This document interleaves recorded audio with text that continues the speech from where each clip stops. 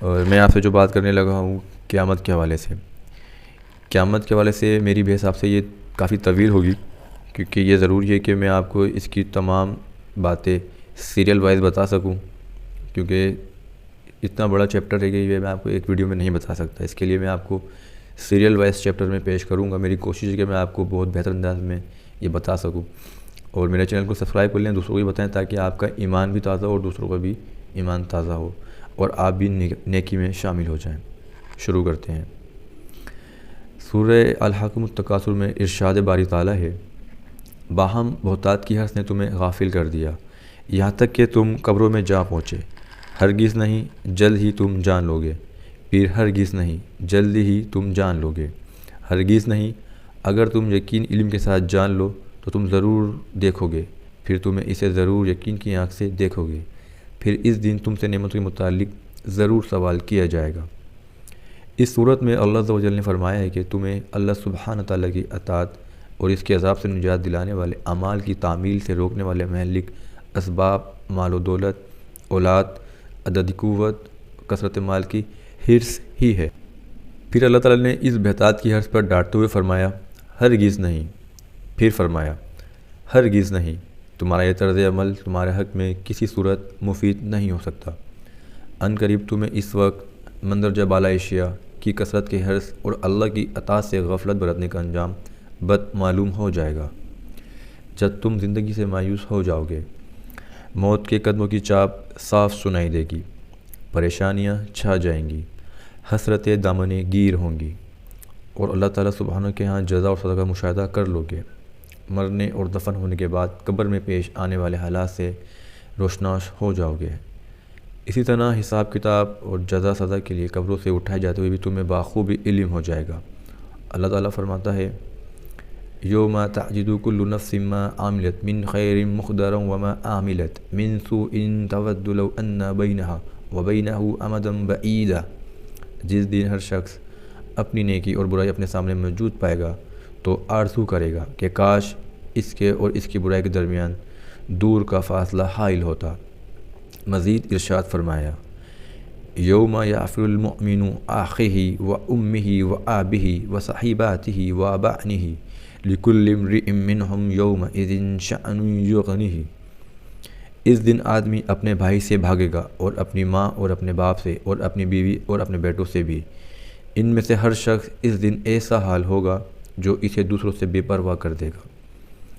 اے میری قوم، اللہ کی قسم، جب تمہیں رب العالمین کے سامنے حساب کتاب کی غرض سے ننگے پاؤں اور ننگے جسم جدا جدا لا کھڑا کر دیا جائے گا تو تمہاری آنکھوں سے دفتن غفلت اور لا علمی کے پردے ہٹ جائیں گے، اور تمہیں یہ اٹل حقیقت معلوم ہو جائے گی کہ اعمال حسنہ کے علاوہ کوئی چیز تمہیں فائدہ نہیں پہنچا سکتی۔ اور جس دن کچھ چہرے سفید اور کچھ سیاہ ہوں گے تو معلوم ہو جائے گا کہ کس خوش نصیب کا چہرہ سفید اور کس بد نصیب کا چہرہ سیاہ ہے۔ اسی طرح جب لوگوں کے اعمال نامے دائیں اور بائیں ہاتھ میں پکڑائے جائیں گے تو تم پر ساری حقیقت کھل جائے گی۔ مندرجہ ذیل آیات میں اس حقیقت کی طرف اشارہ کیا گیا ہے۔ فَأَمَّا مَنْ أُوتِيَ كِتَابَهُ بِيَمِينِهِ فَسَوْفَ يُحَاسَبُ حِسَابًا يَسِيرًا وَيَنقَلِبُ إِلَىٰ أَهْلِهِ مَسْرُورًا۔ پھر جس شخص کو اس کا عمل نامہ اس کے دائیں ہاتھ میں دیا جائے گا تو جلد ہی اس سے آسان حساب لیا جائے گا، اور وہ اپنے گھر والوں کی طرف خوش خوش آئے گا۔ مزید فرمایا، وَأَمَّا مَنْ أُوتِيَ كِتَابَهُ بِشِمَالِهِ فَيَقُولُ يَا لَيْتَنِي لَمْ أُوتَ كِتَابِيَهْ وَلَمْ أَدْرِ مَا حِسَابِيَهْ۔ اور جس شخص کو اس کا اعمال نامہ اس کے بائیں ہاتھ میں دیا جائے گا وہ کہے گا، کاش مجھے میرا اعمال نامہ نہ دیا جاتا اور مجھے معلوم نہ ہوتا کہ میرا حساب کیا ہے۔ جب اعمال کا وزن کیا جائے گا تو اس وقت تمہیں معلوم ہو جائے گا کہ کس کی نیکیوں کا پلڑا بھاری اور کس کا ہلکا ہے۔ ارشاد باری تعالیٰ ہے، فَأَمَّا مَنْ ثَقُلَتْ مَوَازِينُهُ فَهُوَ فِي عِيشَةٍ رَاضِيَةٍ وَأَمَّا مَنْ خَفَّتْ مَوَازِينُهُ فَأُمُّهُ حَاوِيَةٌ وَمَا أَدْرَاكَ مَا هِيَهْ نَارٌ حَامِيَةٌ۔ پھر جس شخص کے پلڑے بھاری ہوں گے وہ اپنی پسند کی زندگی میں ہوگا، اور جس کے پلڑے ہلکے ہو گئے تو اس کا ٹھکانہ حاویہ گھڑا ہوگا۔ اور آپ کو کیا معلوم ہے کہ حاویہ کیا ہے؟ وہ دیکھتی ہوئی آگ ہے۔ جب اللہ عز و جل بندوں کے درمیان حق کا فیصلہ سنانے کے لیے تشریف لائیں گے اور جہنم کو 70,000 لگام ڈال کر لایا جائے گا، جیسا کہ سورہ فجر میں فرمایا قال اذا دقت الارض دقا دقا وجاء ربك والملائكة صفا صفا وجاء يومئذ بجهنم يومئذ يتذكر الانسان وأنى له الذكرى۔ ہرگز نہیں، جب زمین کوٹ کوٹ کر ہموار کر دی جائے گی اور آپ کا پروردگار جلوہ افروز ہوگا اور فرشتے قطار در قطار آئیں گے اور دوزخ اس دن سامنے لائی جائے گی، تو اس دن انسان اپنے کرتوت یاد کرے گا، اور یہ یاد کرنا اس کے لیے کیوں کر مفید ہوگا۔ تمہیں اس دن پتہ چل جائے گا کہ جب تم قبروں سے پیاسے اٹھائے جاؤ گے۔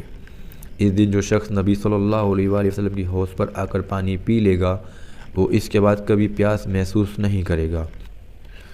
اور جب جہنم کی پشت پر پولیس رات رکھ کر لوگوں کو اس سے گزرنے کا حکم دیا جائے گا، تو تمہیں معلوم ہو جائے گا کہ کون خوش نصیب ہے جو اپنے ایمان اور اپنے عمل صالح کی بدولت اس پل سے راہ سے تیز رفتاری یا کم از کم سست روی سے گزر گیا، اور کون بد نصیب ہے جو ایمان اور عمل صالح کے فقدان کی وجہ سے اس سے گزرتے ہوئے جہنم میں گر گیا۔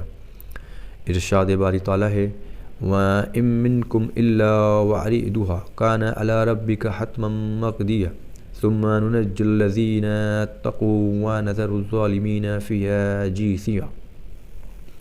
اور تم میں سے کوئی بھی ایسا نہیں جو جہنم پر وارد نہ ہو، یہ آپ کے رب کے ذمہ حتمی اور طے شدہ بات ہے۔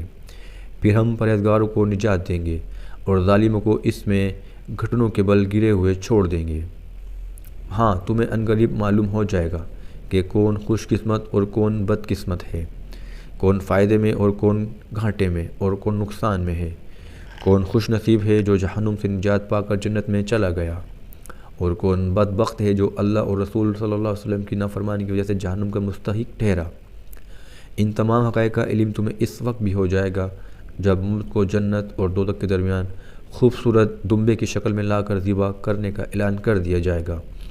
اے اہل جنت، ہمیشہ جنت میں رہو، تمہیں کبھی موت نہیں آئے گی، اور اے اہل دوزخ، ہمیشہ دوزخ میں رہو، تمہیں بھی کبھی موت نہیں آئے گی۔